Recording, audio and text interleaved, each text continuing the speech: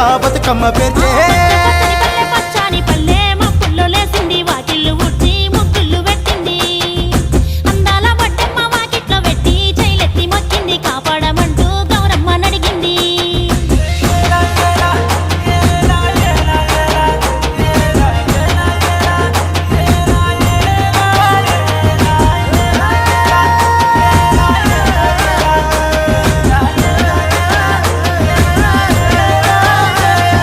చింతలు పూసే చింత